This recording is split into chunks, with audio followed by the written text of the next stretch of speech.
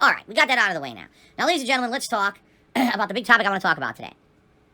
Hype, advertisement, and game release timing. Okay?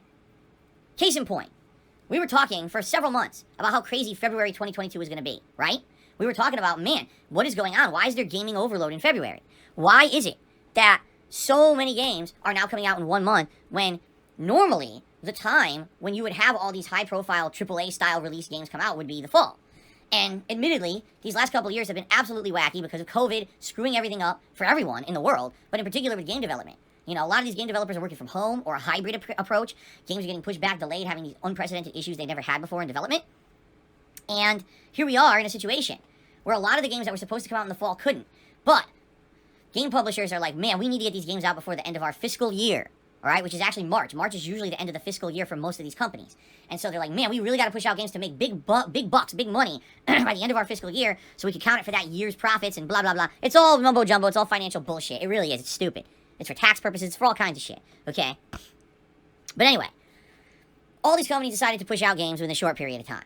Okay? And so, this is a really unique month that you can look at because you can actually see directly, excuse me, the impact of hype on social media, advertisement through mainstream means, and actual release timing of each of these games, okay? So, at the beginning of February, actually, we should actually start in late January with Pokemon Legends Arceus, right? A Pokemon game that only came out a few months after a Pokemon game. And you might say, what? Yeah, Pokemon had a re-release, major re-release, at the end of November that I skipped completely because I knew that Pokemon Legends Arceus was coming out in January, and I preferred to play the newer game than the old remake, you see? And a lot of people actually said, why are you doing that? And I said, because it's too much. It's overload. You can't be playing Pokemon, finish it, and immediately play Pokemon again. It doesn't make sense. I've tried doing that with Mario and other games. It doesn't work. People get burnout, all right? So, I purposely waited, and I played Pokemon Legends Arceus in late January. And thankfully, it's working as a playthrough because I'm playing it balanced with other stuff on late nights as a chill stream, okay? That's a good thing. But immediately following the release of Pokemon, the next week, we had Dying Light 2 and Sifu. Now, admittedly, Sifu, a small-scale game from an indie studio, didn't have a lot of mainstream advertisement. Did you hear anyone mainstream? Did you see ads for Sifu anywhere? You know what I mean? Did you see product placements? Or did you see big-time streamers playing Sifu because they were paid to? No, right? No. So, was it good? Yes. Sifu was actually one of the most original games I played in a very long time, and at first it was incredibly frustrating until I got the hang of it, and now I absolutely loved it. I think it's an incredibly good game for what it is. It's a short game, but man, is it a bang for your buck good. Seriously. So I'm glad that what they did with Sifu is they decided to release it earlier than original. Originally, Sifu was supposed to be released around the middle of February, but when they took a look at the release timing of the things that were going to come out in February, right? They were like, oh shit. If this comes out in mid-February, like the same time as Horizon and then Elden Ring, no one's going to buy it. So they purposely bumped it back a couple of weeks, and because of that, it got the attention that it deserved. So many people were talking about Sifu for a good week. It was very hype, okay? It was very, very exciting and hype, and I'm happy for that because I think the game really deserves it. And I'm happy that it got the recognition that it did. However, what happened was, Sifu came out the same time as Dying Light 2. Now, Dying Light 2, a lot of people have been waiting for quite some time, and people kind of approached it apprehensively, not knowing if it would be good or not. What's really weird about Dying Light 2 is that it sold a ridiculous amount of copies, but I really feel the reason that it did is because it was the first major considered AAA release of February. And let's be honest, January was completely dead. December was almost completely dead outside of Halo. So you're talking 2+ months where there was nothing really coming out. And then Dying Light 2 was the first high-profile game coming out. So I think it actually got inflated sales because of that. Because when you look at the game and you play it, you realize, is there any reason why this game should be a sales hit? I mean, the graphics are good. Okay?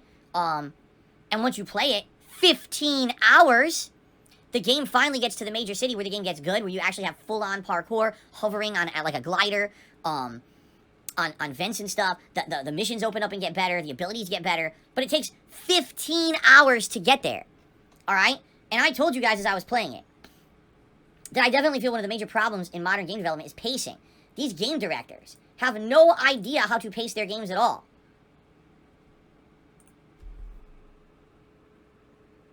Trying to get the color to readjust.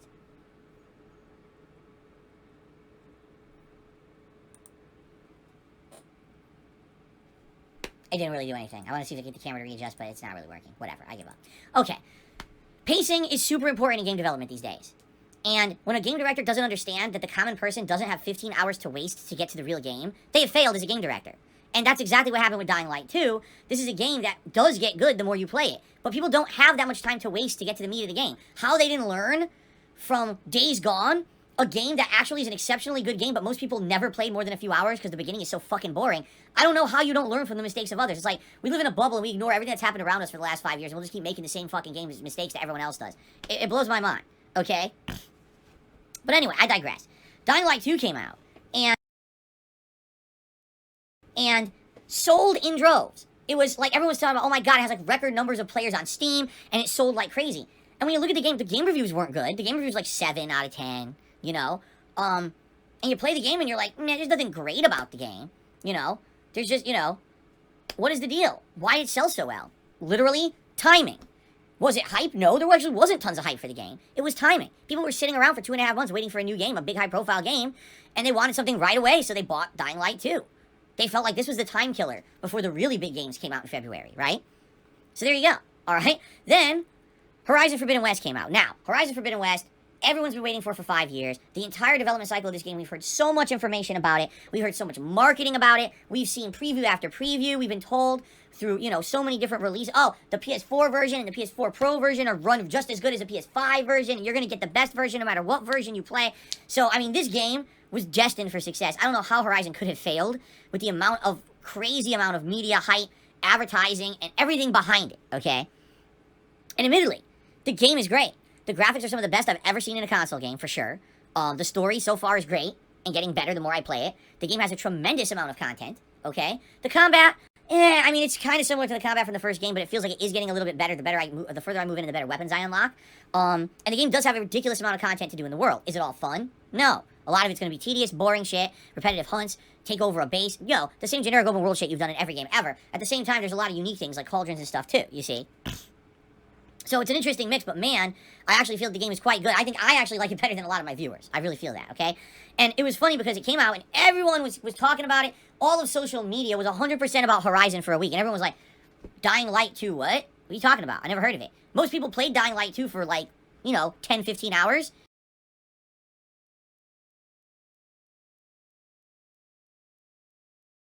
And then never played it ever again. They've dropped it, just like me. The game is dead. No one's talking about it. No one's playing it. Player base went, boo! No one gives a fuck about Dying Light 2 anymore.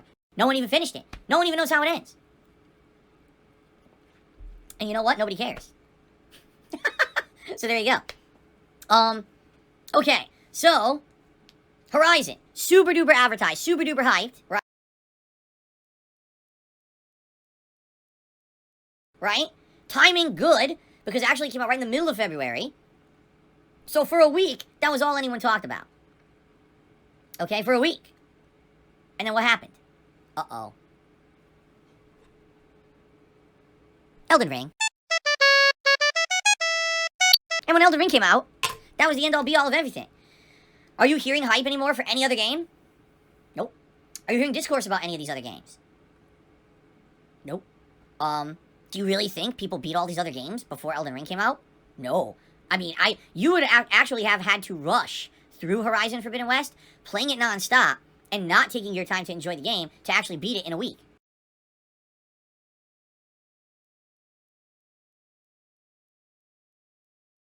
Playing it non-stop, and not taking your time to enjoy the game to actually beat it in a week. You would have had to completely and utterly rush through Horizon to get to the end of it in time for Elden Ring's release. But I think what ended up happening was there's people who are really enjoying Horizon, and then all the mainstream reviews, here we go with the big hype machine, right?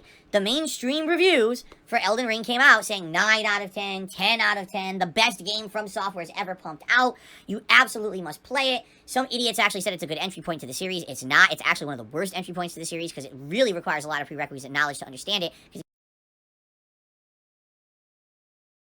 the game doesn't explain much in great detail. But anyway, as soon as Elden Ring released, there was like the end of discourse of anything else. All of social media, even people who normally would skip a game like Elden Ring and don't usually talk about games like this, are playing and posting up about Elden Ring. Alright, now admittedly, what ended up happening was a lot of people bought the game, just like they did with Sekiro, thinking...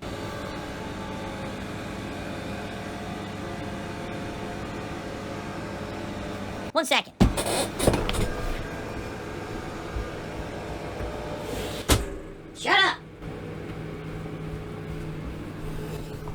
Okay. Sorry about that. A lot of people bought Elden Ring thinking they could just jump into this franchise never having played anything before, and they're getting a rude awakening. They're all getting to, like, early game bosses that for most of us who've been around the block and played these games before haven't really had issue with. You know, Murgit or Godric. They're not actually very tough bosses at all if you've played FromSoft games before. But these people who've never done it are going to like, oh my god, the ultra challenging early game boss check. And I'm like, what are you talking about? You know, it's actually not that hard at all. In reality, you just gotta learn a few basic things about the game and understand the shortcomings of the game, like the insane input lag that we've talked about for the last few days. Alright. And, yes, I said shut up when I closed the window. The landscapers are out there making tons of noise. You didn't hear it? Wow, you guys actually couldn't hear that? Damn, my soundproofing is better than I thought. It was loud as shit. They're out there with a leaf blower. So loud. Anyway. So, that being said, hype all over the place for Elden Ring. Now, admittedly, I did notice that there are still a few people, notable people, who are still playing Horizon and talking about it and posting up about it. But, in general, the discourse has completely and utterly pushed itself towards Elden Ring. And, man, just if you want to see a case in point of a 1 month, that is exactly the poster case here for how advertising hype and release timing can affect your games and game sales and even impressions about your game, right? So we start off with Pokemon. That's the hot game everyone's talking about. And then immediately, as soon as Sifu and Dying Light 2 came out, Pokemon's dead. No one's talking about it anymore, right? Everyone's talking about Sifu, but then everyone kind of beat Sifu quickly because it's not a long game. So now the discourse is shifting primarily to Dying Light 2 for a week. And then as soon as Horizon came out, no one ever mentioned Dying Light 2 ever again. It's like the game never existed, right? And then after 1 week of discourse all about Horizon, then it shifts to Elden Ring, and now it's like no one talks about anything else but Elden Ring, you know? So, it's pretty crazy. Because if these games had been spaced out, right? Instead of being 1 month, that was 1 month, okay? If you had taken those games and said, okay, 2 of them in January, 2 of them in February, 2 of them in March, 2 of them in April, these games very well may have dominated, may have actually sold more, right? Even though I know for a fact Horizon sold extra well and Elden Ring did sell really well too, these games might have actually done even better. Because when you have people who are focused on something, rather than, oh, look here, wait, oh, look here, wait, oh, look here, wait, oh, look here, now down here, wait, look back here at the thing back here, wait, what's this over here, wait. Since you can't focus, it's hard for you to really understand or enjoy something at a high level. You know what I'm saying? Like, I really liked February as a gaming month, but do I actually feel, outside of Sifu, I don't feel like I got a complete experience out of anything that I played during the month. Because I just didn't have enough time to really focus or enjoy any of the games because there was too many, you see? And these game developers need to start understanding this because now it's getting bad. It used to be, okay, maybe just during the busy gaming season this would happen. Dude, it was fucking February. I understand you want to sell your game, alright, to make your sales numbers or whatever. But does that mean that you should, like, cannibalize each other? I mean, we're all in the same industry. Do we really want to start eating each other up? It's kind of like the same thing with movie releases, okay? Sometimes what'll happen is you'll get one weekend where for some odd reason 3 to 4 big blockbuster movies released on the same day. And it's like, well, how is anyone supposed to do that at the same time? It's not going to happen. You're going to end up eating into each other, which is stupid. Just space out your stuff. Or at least have stuff that's unrelated. For example, if you're going to have a horror movie and a kids animated movie come out the same day, that's probably okay. But 2 dramas, you know, or 2 action movies, that's dumb. It's kind of the same thing.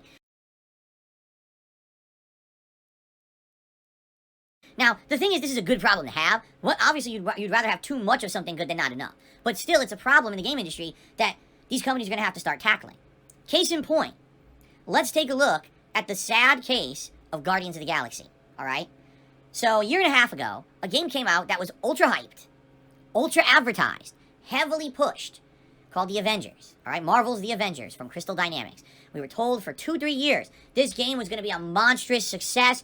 It's going to be a games as a service game. You're going to play through a robust and interesting story-based campaign, and then you're going to be able to jump in with your friends all over the world and play through all this fun, interactive, cooperative gameplay. It's going to blow your socks off. It's going to be the Marvel game everyone's been waiting for.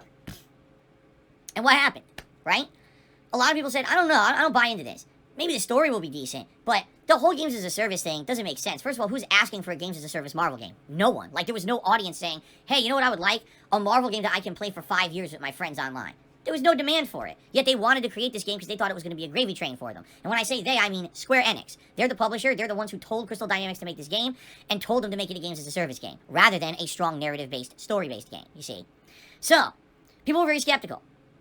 when this game was coming out what it was going to be. Now, it sold.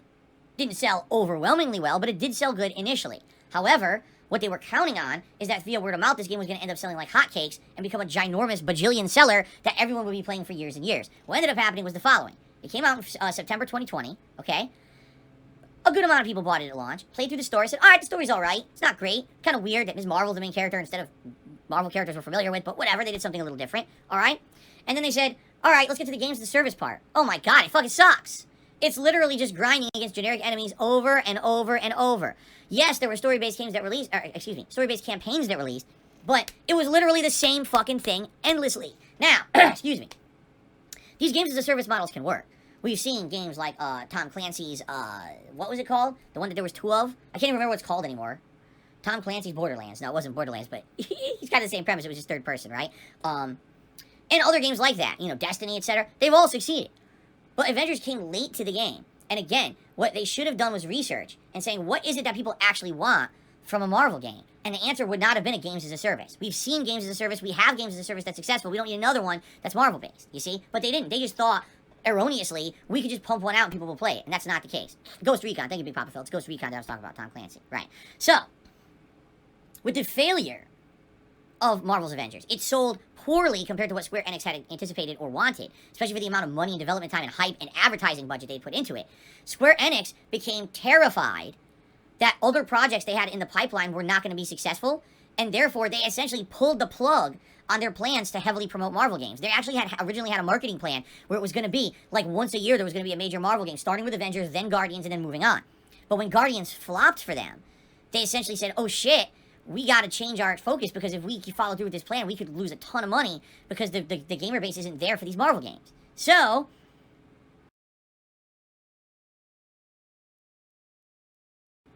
the game that suffers ends up being Guardians of the Galaxy. This is a game, all right, that had one of the worst advertisement campaigns I've ever seen. We didn't even know the game was being made until like 2 to 3 months beforehand, when they randomly did this digital presentation showing a bunch of Square Enix games that would be coming out. And during this event, what they did is they showed some raw gameplay. Now, I don't know what they were showing, because what they showed literally didn't look as good as what I played on PS5. It looked like it was a downgraded version. Maybe it was a last-gen version of the game, but it looked kind of crappy. It didn't really showcase the strengths of the game. It showed a lot of the generic repetitive combat, which at that point in the game that they're even showing wasn't even that good. Did it showcase some of the humor of the Guardians of the Galaxy and the writing of the game? Yes, it did. But the graphics looked terrible, the gameplay looked bad. The only thing of note was the dialogue between the characters seemed to be well written and interesting, and definitely in line with the spirit of the Guardians characters from the Marvel Universe. But outside of that, there just didn't look like there was anything good about this game. And the problem was, Square Enix never did anything to actually change that opinion. They literally just let the game release, with no hype, no hoopla, no advertisement. Here it is. So, to give you guys some perspective, and by the way, now I can open the window again because the landscaper moved. Hold on.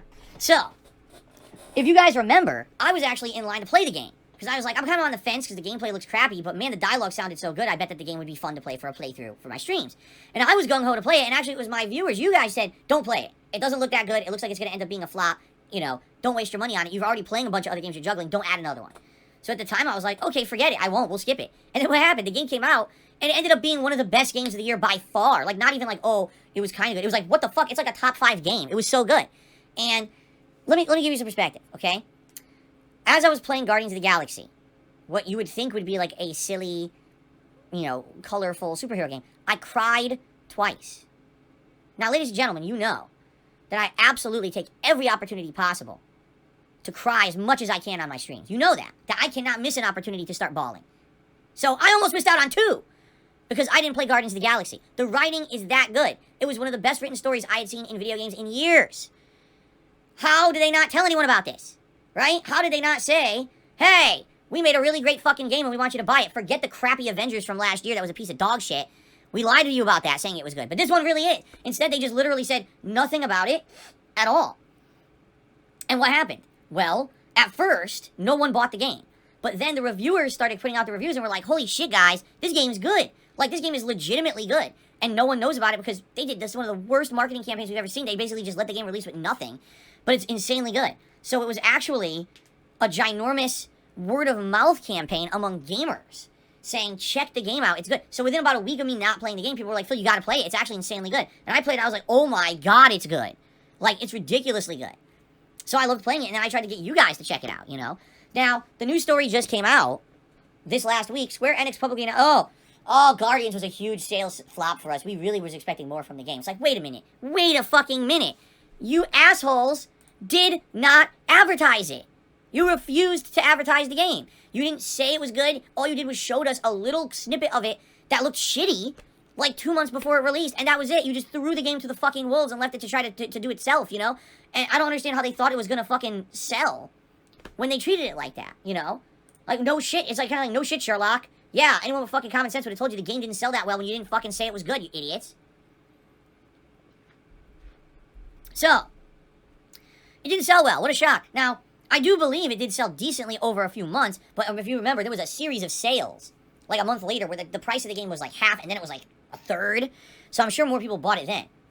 And in general, the game was very well received. It won awards, and it was actually in tons of people's best games of the year's lists and countdowns, you know?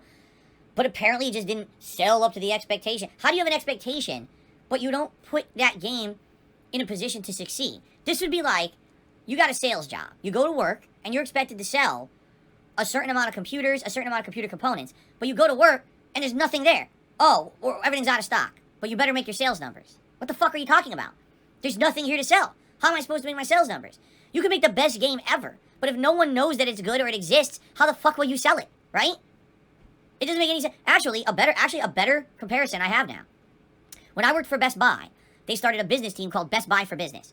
And all of a sudden, Best Buy decided they were going to now carry all these products that normally you wouldn't think you could buy at a Best Buy store. Like a server software, networking equipment to link your servers together to run your own business. But literally, Best Buy didn't advertise or tell anyone that this team existed or that this product existed. So literally, we stood in the store like assholes, dressed up in dress shirts and ties, looking nicer than anyone else in the store, and we just stood there like this doing nothing all day, and we sold normal computers to normal people.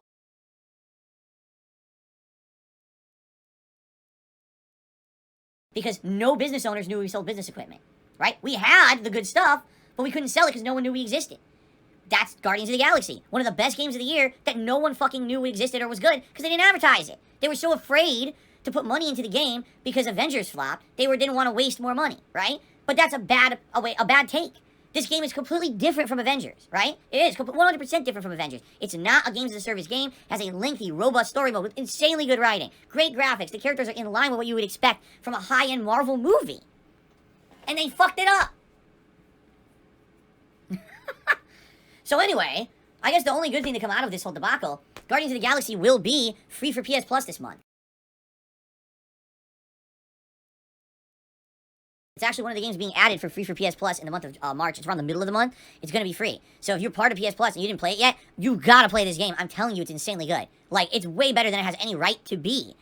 And Square Enix just fucked it up at every possible level because they're a bunch of fucking idiotic morons when it comes to management.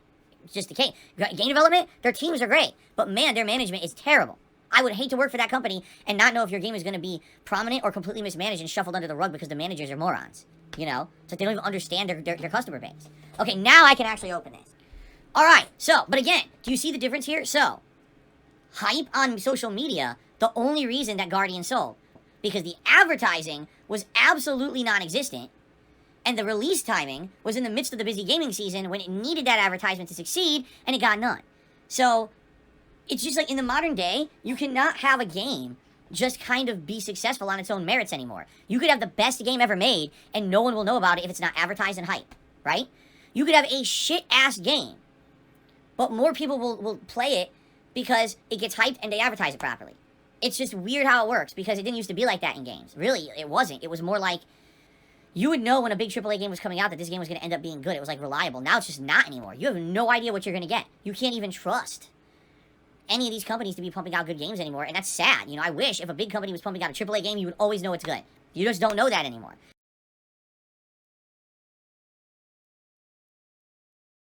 And vice versa. You may have an Sifu. If you want me to be very honest here, okay? Sifu is better than Pokemon Legends Arceus. Sifu is better than Dying Light 2. Okay? It just is. In my head, when I'm weighing and balancing these games against each other, it's a better game. It's unique, it's fun, it has great world design, it has responsive controls, it has a very challenging learning curve, but once you hit that learning curve, you know what you're doing. The game is incredibly rewarding and super duper fun. Okay? So, Wait, hold on. I got confused? I did, didn't I? Oh, shit. Oh, no. I got confused. Hold on.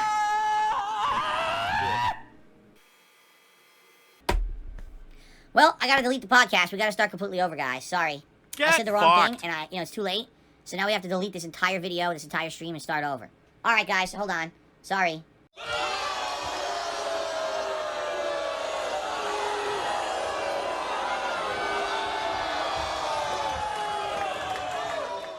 I don't know why I got the two mixed up in my head. It is not coming out free for PS Plus this month. I'm wrong. In fact, the games that are free for PS Plus this month are not very good. I actually saw them. I was not impressed at all. It's out for Game Pass this month. Xbox Game Pass. Boy, I'm stupid. I completely misspoke, and now I feel like a moron, a dunce, an idiot, a rube. But I thank those of you who corrected me in the stream chat and completely embarrassed me for being wrong. Because if I had put out that misinformation, we all know the world could end as we know it. If Phil is wrong on something, that's the end-all be-all. Alright, but anyway, thank you for correcting me. It's Xbox Game Pass that Guardians of the Galaxy is coming out for this month. And it's about the middle of the month that it becomes free on Game Pass. Okay, I'm very sorry about that. That was really stupid of me. I shouldn't have said that. I said the wrong thing. I completely, I don't know how my mind did a switch like that. Anyway. So, the point here I'm making is, in the modern day, you just don't know what's good. Sifu, I feel, is better than half the games that came out in February. But how many people probably played Pokemon or Dying Light 2 over Sifu, right? It's just the case. That's sad.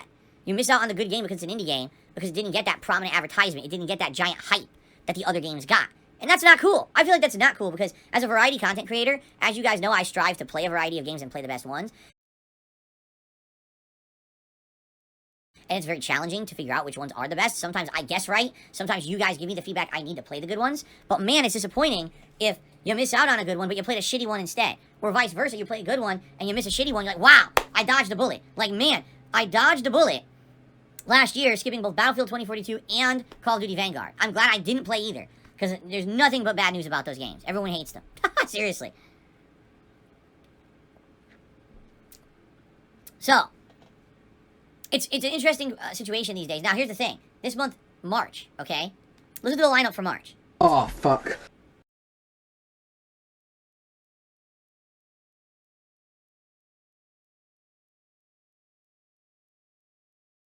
Gran Turismo 7 is coming out in a couple of days. And already, I've heard tons of hype for the game. Already, I'm seeing on social media, I guess the early reviews came out today saying, oh, it's like a 9 out of 10. Now, as you guys know, I've told you, when it comes to driving sims, not my cup of tea. I don't really care about them.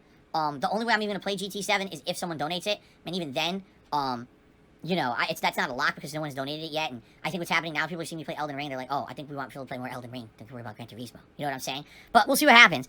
E2K22. We got Stranger of Paradise, Final Fantasy Origin, Kirby in the Forgotten Land, and Ghostwire Tokyo. Now, there's other games in there too, but I didn't mention them because, for me, they're kind of off my radar, but I know there's other releases coming out in March as well. But when you listen to that lineup, and you look at that lineup, like, okay, so what games here will get hype, what games won't get hype, you know? What games will do well, and what games won't do well? Will a lot of these games be overshadowed because people are still playing the high-profile games from February that there's no way you could beat because they're such lengthy games, you know? It's interesting. I don't know. I think we definitely might see some cannibalization here. I think the game that's going to be forgotten is the Stranger of Paradise game. Because we've already gotten games that are kind of, you know, interesting combat and stuff like that. And, you know, the boss fights are kind of like Dark Souls. We already got Elden Ring, you know. I don't know. The other thing is, one thing that I found hilarious, okay? So, for the entire, like, month and a half leading up to February, for some odd reason, all games journalists and games media were hyping up this Destiny 2 expansion, whatever it was called, Night of the Witch, you know, which way to go, or every which way but loose, whatever it was called. I don't even know what the hell it was called. But they were all claiming like it was one of the biggest releases coming out in February. Everyone, Destiny 2 expansion is going to blow your fucking pants right off. It's so hype. And I even called it out and I said, I wonder why they're doing that, because, let's be honest, yes, Destiny 2 has a big player base. It's a very popular MMO / co-op shooter, whatever you want to call it, because you call it 10 different things, I guess, because it's kind of this weird amalgamation of different genres, right?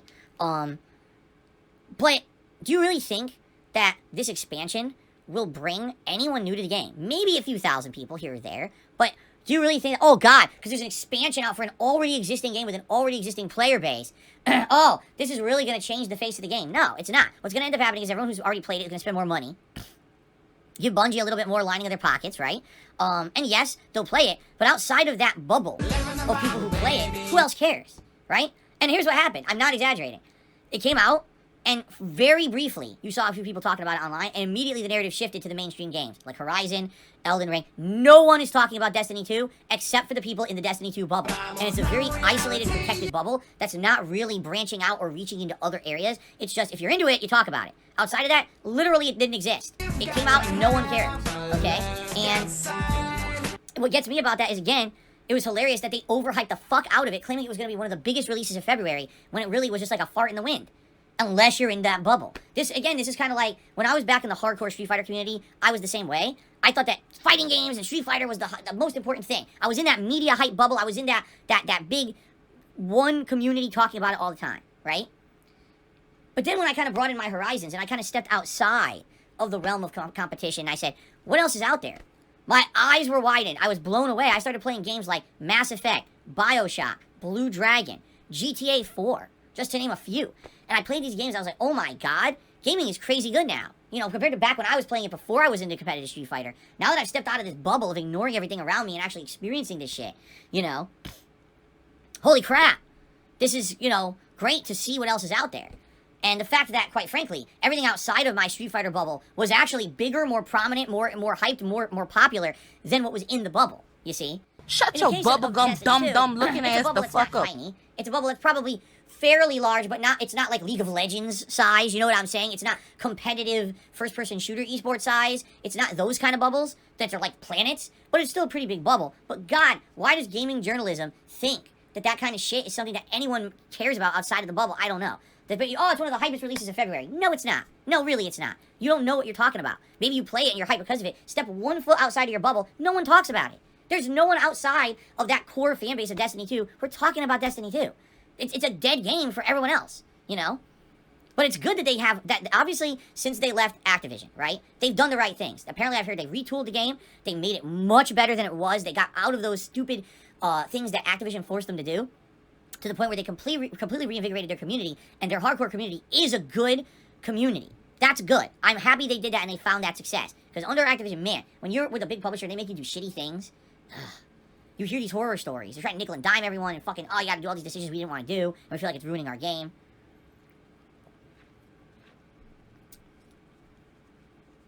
Why am I invested in telling you Destiny is small? Because I used to be in these bubbles. No, really. Like, I used to be so hyper-focused on my one thing. Because at Street Fighter's height of popularity, oh my God, it was the biggest fucking thing. It was Street Fighter, Street Fighter, Street Fighter, Street Fighter, Street Fighter. Everyone was talking about Street Fighter, playing Street Fighter. They were coming out with multiple games a year. The tournament scene was hopping. Everything was humongous.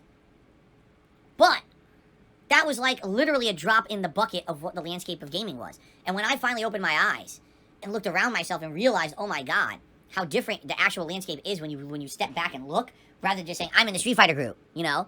And I feel like a lot of people have that kind of mentality that they just hyper-focus on this one thing, that they don't realize what else is out there. In the gamut of stuff that released in February, this Witch Queen expansion did not make an impact outside of that bubble of Destiny 2. There was not ginormous new sales for the game, droves and droves. There was not 1 million new players who jumped on Destiny 2 because of an expansion. It was the same people playing it, you see? But there was 1 million new people who played all the new games. You see the point I'm making? Alright, anyway, that's just what I wanted to talk about today. Alright, let's do some shout-outs. On the YouTube side of things... What? What the fuck?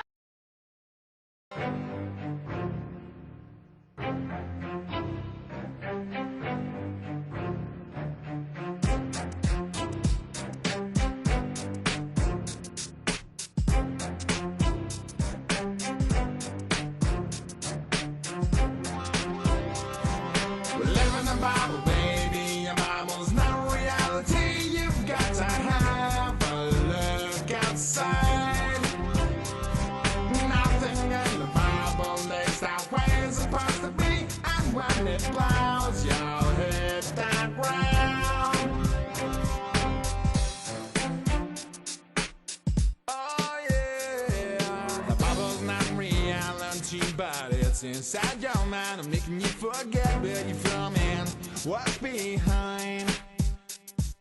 Isn't it suspicious how the world is now your friend? Again, in return, 1,000 more.